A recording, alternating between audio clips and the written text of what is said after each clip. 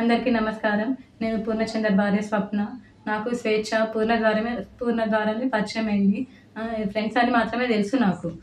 తెలుసు రిలేషన్ ఉందని నాకు అసలు తెలియదు. ఈ రిలేషన్ గురించి కూడా నాకు తెలిసింది స్వేచ్ఛ ద్వారానే. తను నాకు ఫోటో పెట్టడం ద్వారా తెలిసింది.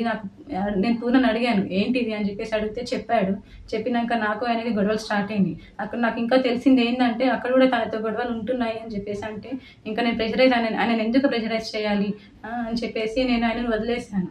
నేను మీడియా ముందుకు ఎందుకు వచ్చానంటే ఇప్పుడు స్వేచ్ఛ కూతురు అరణ్య మా ఆయన మీద నిందలు వేస్తుంది.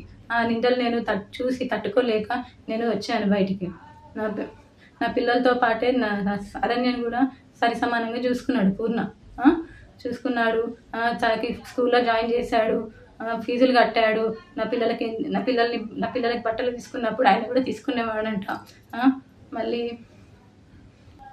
నేను నీ కన్న తండ్రి కూడా వదిలేసి వెళ్ళిపోతే కూడా పూర్ణ ఆ స్థానం తీసుకున్నాడు. కన్న తండ్రి కన్నా ఎక్కువనే చూసుకున్నాడు. నా కూతురుని ఎలా అయితే చూసుకున్నాడో నిన్ను కూడా అలానే చూసుకున్నాడు అరణ్య. కానీ నువ్వు ఇలాంటి నిందలు వేయడం కరెక్ట్ కాదు.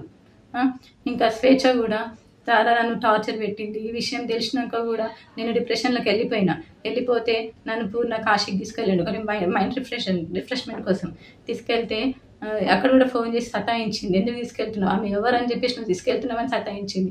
ఆయన ఫోన్ లిఫ్ట్ చేయకపోతే నా ఫోన్కి చేసి సతాయించింది.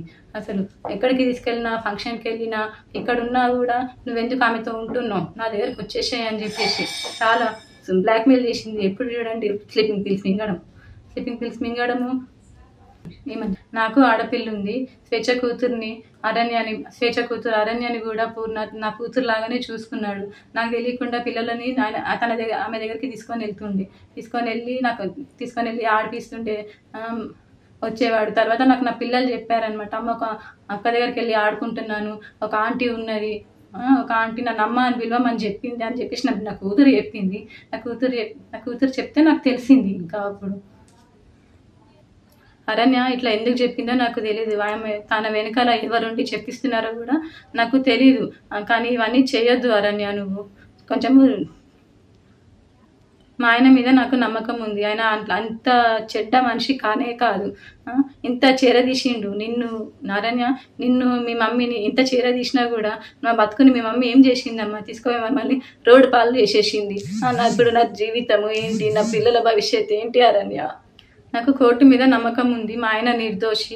నేను ఆయనను ఎలాగైనా కాపాడుకుంటాను.